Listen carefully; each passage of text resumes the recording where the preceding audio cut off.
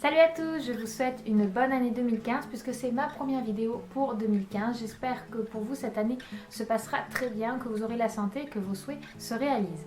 Donc pour ma part, je voulais aussi vous annoncer la naissance de Eden, donc qui est né le 30 décembre 2014 du coup, donc l'année dernière, il est né juste avant 2015. Tout s'est très bien passé, c'est un beau bébé qui faisait à la naissance 3,580 kg pour 52 cm et qui se porte très bien.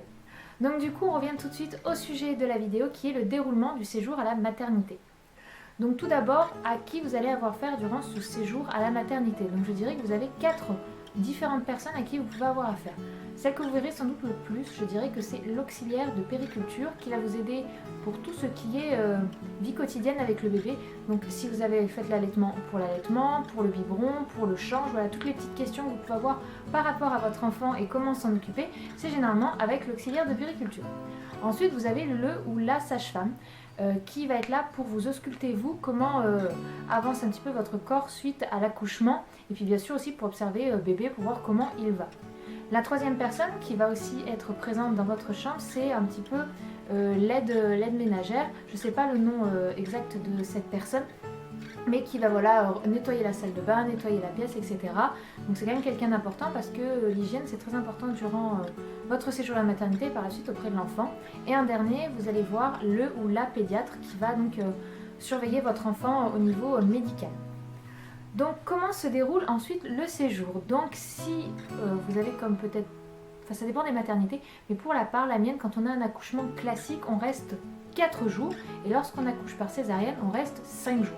Donc je suis rentrée pour accoucher le mardi et je suis sortie le samedi après-midi. Je peux rester jusqu'au dimanche, mais comme tout se passait bien, je suis sortie le samedi après-midi.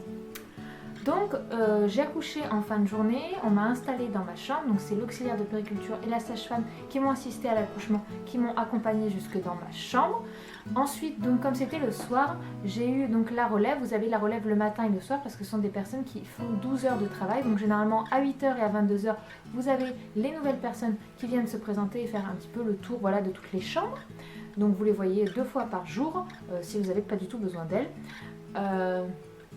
Ensuite, donc le lendemain matin, le premier jour après votre jour d'accouchement, vous allez voir le pédiatre, le ou la pédiatre, pour qu'il fasse un premier bilan, de voir comment va bébé au niveau motricité, voilà un petit peu comme les premiers soins qu'ils ont fait le jour de l'accouchement. Et vous allez aussi faire peser bébé. À savoir que les 2 premiers jours, généralement, le poids du bébé baisse pour ensuite remonter très progressivement. C'est-à-dire que pour ma part, il a perdu 100 grammes les 2 premiers jours, donc 100 grammes le premier, 100 grammes le deuxième, et après il a fait une petite remontée de 20 grammes. Je pensais que ce serait plus flagrant, mais ça peut être très léger.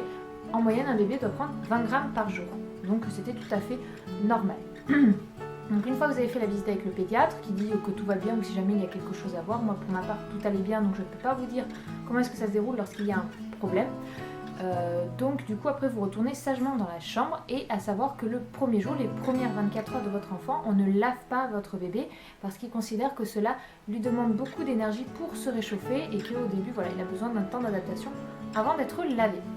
Donc du coup on retourne sagement dans la chambre et en fin milieu de matinée vous avez le ou la sage-femme qui va venir vous voir pour vérifier comment évolue votre col, si votre utérus redescend. C'est-à-dire qu'ils vont venir faire des pressions sur l'estomac, beaucoup moins fortes que lors de l'accouchement, parce que lors de l'accouchement, on vient 3 fois vérifier comment évolue votre utérus pour voir si tout va bien, et ça fait plutôt mal, alors que durant le séjour, on appuie légèrement et ça fait pas vraiment mal, pour vérifier qu'il se redescend bien, qu'il se remet en place. Et si vous avez eu des points de suture, je sais pas si ça se dit comme ça, si vous avez eu des points parce que vous avez une épisiotomie, vous êtes déchiré, ils vont vérifier comment évolue la cicatrice pour savoir si ça se fait bien, si ça se résorbe et si ça ne soigne pas.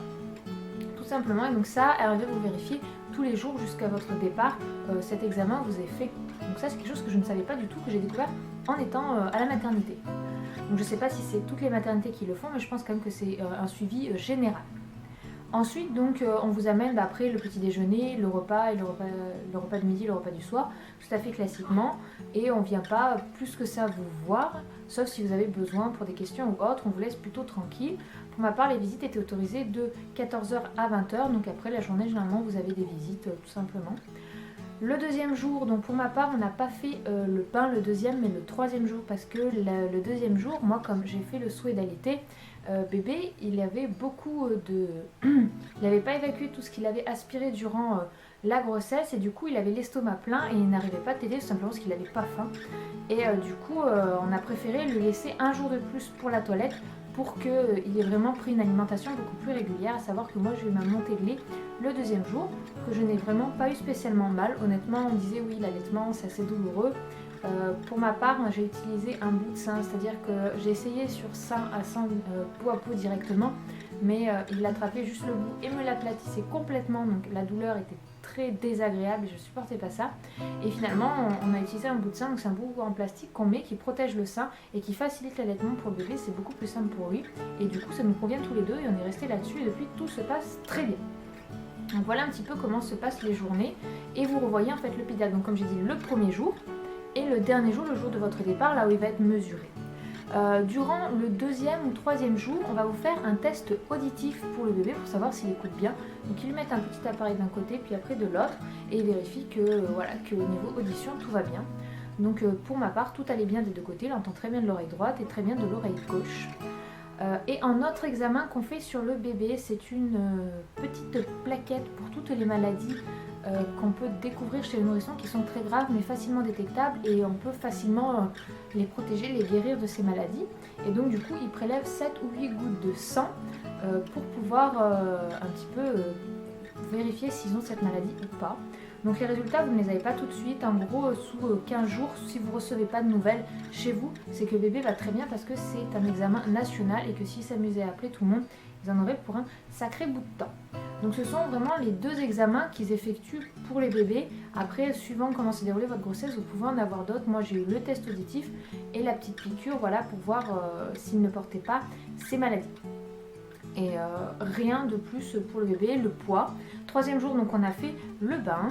Bien sûr aussi, ils vérifient un petit peu le cordon de bébé parce qu'il a une petite pince qui est fermée et qui vont juste réouvrir au moment où ils considéreront que le cordon est assez sec pour pouvoir l'enlever. Donc moi, ça a été le jour du départ parce que bébé, le troisième jour, il n'était pas encore bien assez sec pour l'enlever. Et le dernier jour, du coup, on avait mis un petit coton comme pour le nettoyer de change autour et ça permet au cordon de sécher beaucoup plus. Voilà, tout simplement. Donc le dernier jour, j'ai revu la pédiatre qui l'a mesuré, pesé, examiné, voilà, et tout a été positif. Du coup, on nous a autorisé à rentrer à la maison. Donc voilà, donc pour résumer, bébé a 2 examens suite à l'accouchement. Vous en avez un tous les jours. Le bain s'effectue le 2e ou 3e jour. Et puis sinon, de manière générale, vous êtes vraiment assez libre de faire ce que vous souhaitez. On vous autorise juste pas à aller dans les autres services avec votre enfant parce que les microbes, l'hôpital, c'est un petit peu le lieu où il y en a beaucoup. Il ne faudrait pas que l'enfant attrape une maladie. Donc voilà un petit peu comment s'est déroulé mon séjour. J'ai eu aussi donc du coup beaucoup de visites. C'était autorisé donc de 14h à 20h. L'ensemble de la famille est quasiment venue.